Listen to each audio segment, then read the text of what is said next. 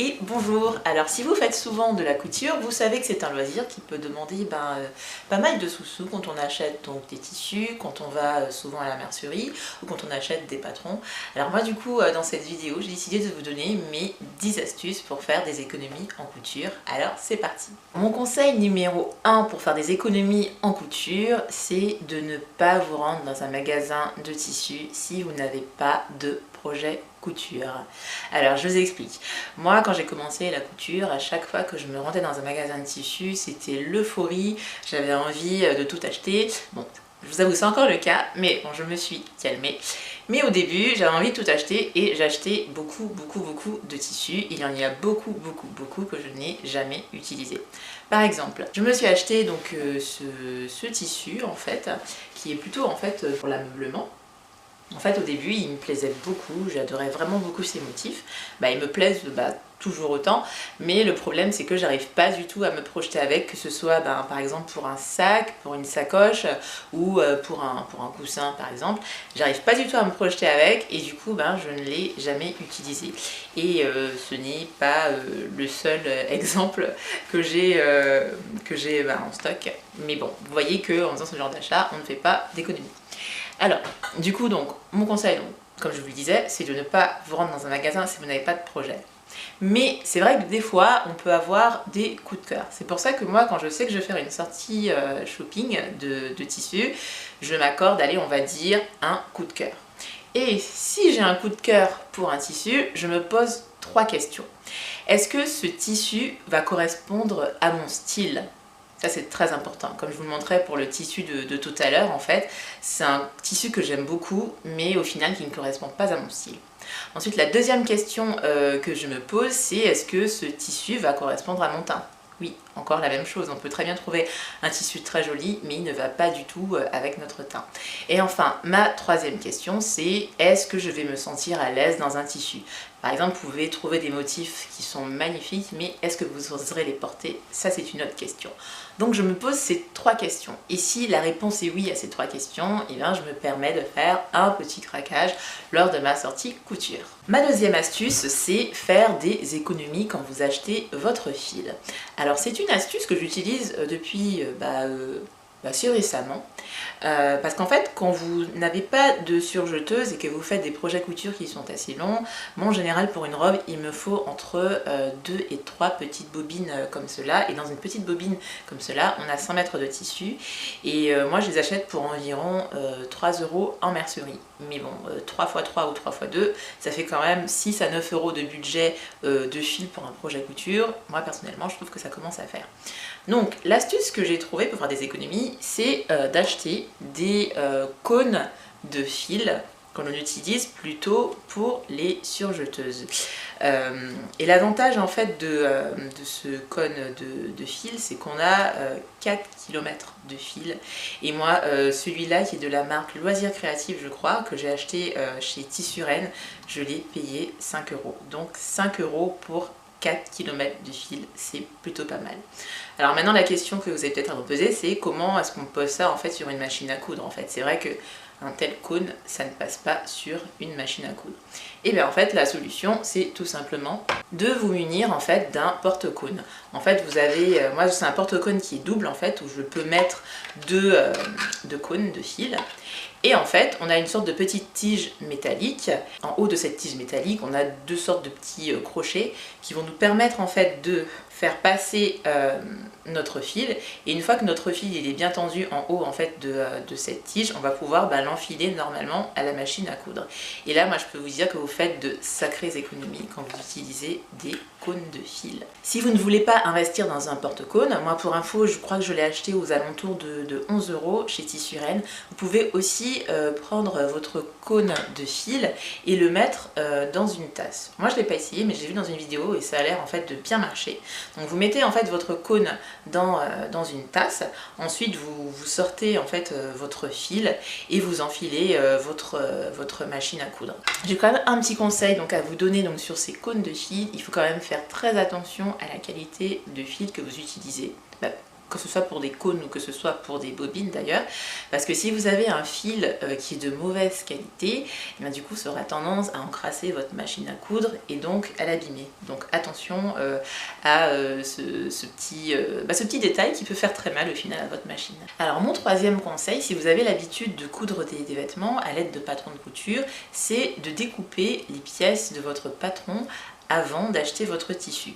Pourquoi? Puisque pour la plupart des patrons de couture, eh bien, souvent on aura en fait un métrage de tissu qui a été calculé pour la plus grande taille.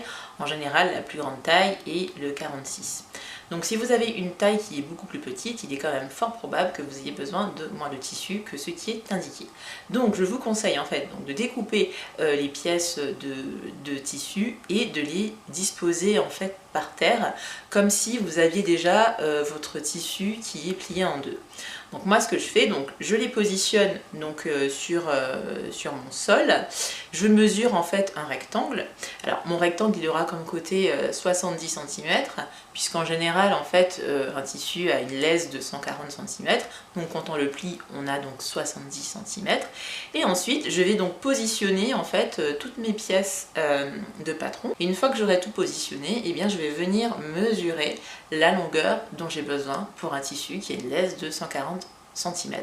Et en général, c'est vrai que j'ai besoin de moins de tissu que ce qui est indiqué. Alors, si vous utilisez un tissu qui a tendance à rétrécir, ça peut être le cas, enfin c'est souvent le cas du coton, ça peut être aussi le cas de la viscose. Moi, je vous conseille de prendre une marge de 10 à 20%. En fait, quand vous faites de la couture, vous le savez sans doute qu'il faut toujours donc laver son tissu avant de le découper parce qu'il a tendance donc à rétrécir. Et si vous prenez un métrage, je dirais, qui est vraiment pile poil en fait ce qu'il faut en magasin, et si du coup il rétrécit donc avant que vous le découpiez, vous prenez le risque de ne pas avoir assez de tissu pour faire votre projet couture. Ma quatrième astuce consiste à faire des économies au niveau du papier à patron. Si vous avez l'habitude de décalquer en fait vos pièces de patron, que ce soit donc sur des patrons PDF, sur des patrons de magazine ou sur des patrons pochettes, vous utilisez sans doute du papier à patron. Alors mon papier à patron, vous voyez, il est comme cela.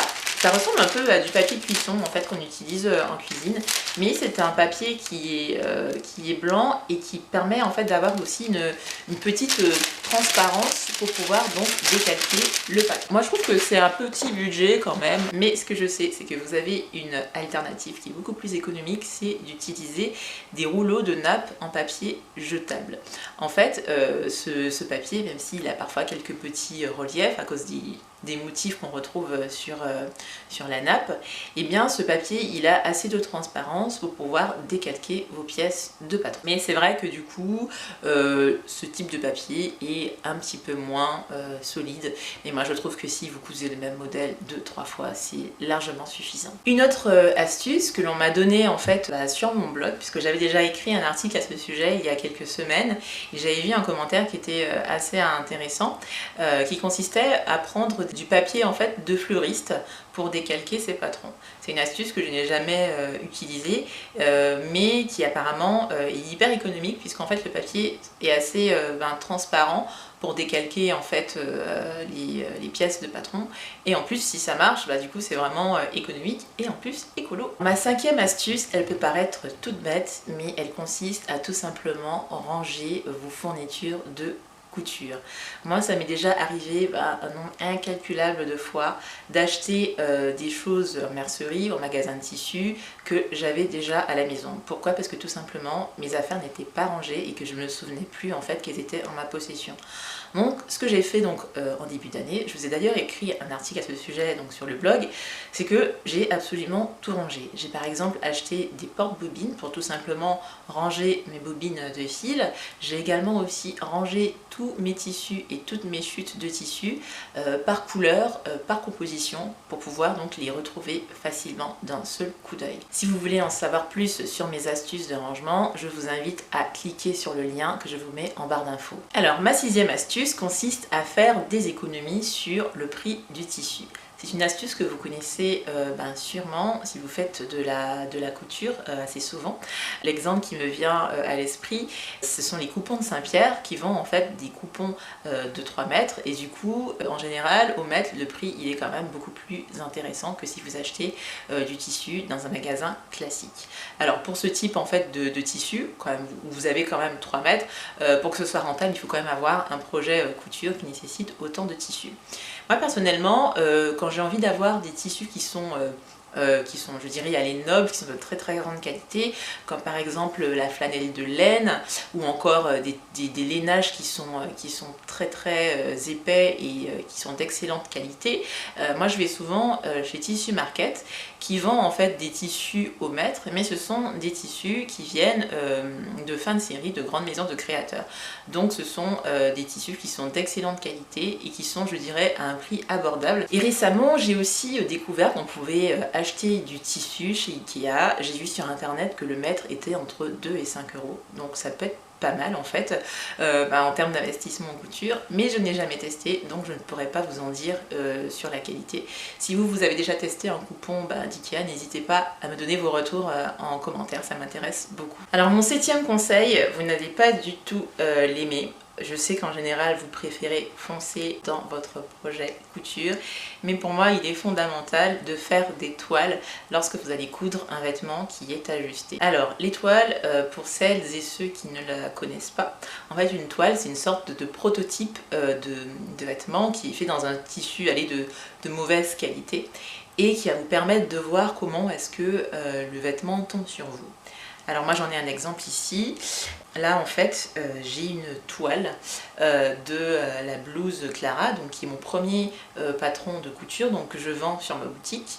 On ne voit pas grand chose, mais bref, ce petit prototype il m'a permis en fait de voir comment est-ce que la blouse tombait sur moi avant de finaliser le patron. Je sais que vous n'aimez pas cette étape parce que c'est du temps en plus, mais moi je trouve que ça vaut vraiment le coup de passer par cette étape supplémentaire qui certes prend plus de temps, mais au moins vous aurez plus de chances d'avoir un vêtement qui vous va, plutôt que de directement utiliser votre beau tissu, d'avoir un vêtement qui vous plaît pas et que vous ne mettrez pas, et là ça je peux vous dire qu'en faisant ça vous ne gagnez pas d'argent. Alors mon 8e conseil consiste à faire vos achats basiques sur internet. Alors pour moi qu'est-ce que c'est un achat basique? C'est tout simplement des accessoires, des tissus que je vais acheter et que je connais en avance. Alors ça peut être donc des bobines de fil ou encore des tissus. Pour les bobines de fil et les tissus, moi je prends toujours du noir ou bien du blanc, puisque en fait je n'aurai aucun doute en fait sur la nuance de ces couleurs là. Je sais quelle couleur a le noir et je sais quelle couleur a le blanc. Par contre c'est quelque chose que je ne ferai pas par exemple, je sais pas, pour une autre couleur, pour une couleur orange par exemple, puisque entre ce qu'on voit sur l'écran et ce qu'on reçoit vraiment dans la réalité, on peut quand même être déçu sur la teinte qu'on attendait. Donc moi j'hésite pas donc à acheter donc ces basiques sur internet. Pourquoi? Parce que je peux facilement donc comparer les prix et prendre en fait l'article le moins cher que je trouve sur la toile. Et pour les tissus, donc je reste aussi donc sur les teintes de blanc et de noir, et je commande surtout aussi donc les tissus que je connais. Donc par exemple la popeline de coton, la viscose, c'est des tissus en fait que je connais très très bien, donc je n'ai aucun doute en fait sur la qualité et la texture de ce que je vais recevoir. Donc ça aussi j'hésite pas à l'acheter en avance et au meilleur prix sur internet. Mon 9e conseil consiste à faire donc de la récup. Si vous avez par exemple de vieux vêtements que vous n'utilisez plus à la maison, ou encore des draps que vous n'utilisez plus, ou que vous avez l'habitude de faire des brocantes ou bien des friperies, vous pouvez faire le choix de réutiliser en fait ces tissus pour vous coudre donc des vêtements ou encore des accessoires. Mon dernier conseil consiste à faire des économies au niveau du choix des patrons. Si vous faites donc de la couture de vêtements, vous savez qu'on a plusieurs types de patrons qui existent. On a donc les fameux patrons pochettes. Donc ce sont des patrons que vous achetez donc en pochette et sur lesquels vous n'avez qu'un seul modèle. On a également donc les patrons qui sont en magazine. On a aussi les patrons qui sont vendus en livre et on a aussi les patrons qui sont vendus au format PDF. Si vous voulez faire donc des économies, moi je vous déconseille d'utiliser donc les patrons pochettes qui certes vous feront gagner du temps puisqu'on a un seul modèle sur une très grande feuille de papier, mais qui ne sont pas très économiques puisqu'il faudra investir, je dirais, un minimum une quinzaine d'euros pour avoir un patron. Donc pour faire des économies, moi ce que je vous conseille, c'est soit donc les patrons en magazine ou en livre, soit les patrons en PDF. Alors toutefois, attention, si vous utilisez donc un patron magazine, il faut savoir que vous aurez plusieurs modèles qui seront imbriqués sur une seule et même feuille de papier. Moi je vous le montre un peu comme ça. Vous voyez que là en fait on a plusieurs modèles en fait qui se juxtaposent sur une même feuille de papier. Donc là, on est vraiment obligé de décalquer chaque pièce dont on a besoin et aussi il faut avoir de bons yeux pour ne pas se tromper de modèle. C'est assez personnel, moi c'est quelque chose qui ne m'a pas du tout dérangé quand j'ai débuté la couture, mais si c'est quelque chose qui vous fait peur et que vous débutez, je déconseille un peu, mais encore une fois, c'est personnel. Et concernant donc les patrons PDF, c'est une solution qui est un petit peu moins économique donc que les magazines, mais qui est quand même moins chère que les patrons pochettes. Si vous n'avez jamais utilisé de patron PDF, ça ressemble à ça. Vous avez en fait plusieurs feuilles qui sont à assembler. Là, je suis en train de faire en fait des tests pour un nouveau format. En général, les patrons PDF, c'est des feuilles A4. Moi, je suis en train de tester donc les feuilles A3 pour mes modèles de patron. Donc en fait, vous avez plusieurs feuilles en fait. Il faut en général donc découper et assembler entre elles et au final vous obtenez en fait votre grande planche de patron que vous pouvez directement découper. Voilà, nous avons fait le tour de mes 10 astuces pour faire des économies en couture. Si cette vidéo vous a plu, n'hésitez pas à me mettre un petit pouce bleu, ça fait toujours plaisir. Et si vous avez d'autres conseils qui permettent de faire des économies en couture, ça m'intéresse beaucoup et je pense que ça pourrait aussi aider les personnes qui regardent cette vidéo. Donc n'hésitez pas à me les mettre en commentaire. Et si vous avez des questions, posez-les moi, je me ferai un plaisir d'y répondre. En attendant, je vous dis à bientôt. Ciao ciao.